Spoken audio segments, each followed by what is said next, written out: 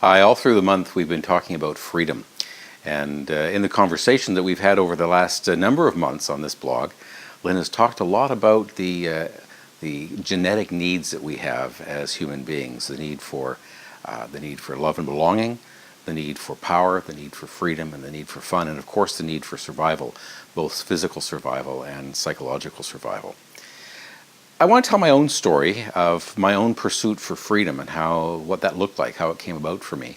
And in doing so, I hope that it might apply to some of you. You might find some inspiration in it, and you might find that there's something that we can all learn from listening to one another's stories. My story is not that unusual, except that I grew up as knowing that I was a gay man. All the way from childhood, I knew that I was gay, and in my late teens, I became involved in an evangelical church. And what was interesting for me about that is that I recognized that my presence there as a gay person wasn't really accepted very well. And so I really had to tamp it down. I had to really push into the background my own sexual identity in order to maintain the level of love and belonging that I was really looking for during that period of my life. And so I was in this position where I was sacrificing one need, the need for my own identity, the need for freedom, and in favor of the need for love and belonging. And so that need was being met, but there were all kinds of other needs in my life that weren't being met. I continued to be involved in church more and more, as a matter of fact. I became a minister. I was married. I had children. And it was only after a number of years of living like that, for all intents and purposes, pretty happy and feeling pretty fulfilled, except that I knew that it wasn't who I really was. And that's where the crunch came in for me. Well, I finally came out about 20 years later. In 1999, I was almost 40 years old. And I always thought that was going to be like crossing the Great Divide, that finally I could be honest about who I was and what I was, and breaking away from the constraints that I felt I was under living in that kind of an environment.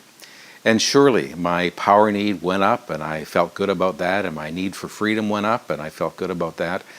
But in so many ways, they were still a false meeting of those needs. It was kind of like false freedom, because I was still living within some constraints as to who I thought I was and who I thought I should be.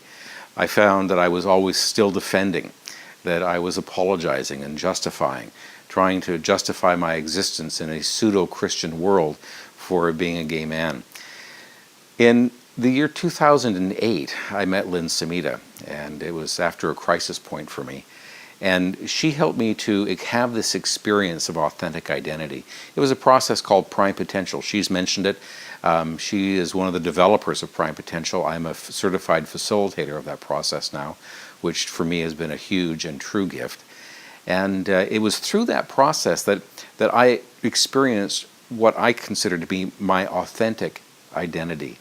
And when I experienced authentic identity, one of the things that happened for me is that all the externals seemed to disappear, or at least they came to a point where they just didn't matter anymore, because not only did I know who I was as a gay man, not only did I know that it was okay for me to be who I was, but there was this sense of almost divine appointment for me to show up in my entirety, in my fullness, in my wholeness, in my completeness, and not only to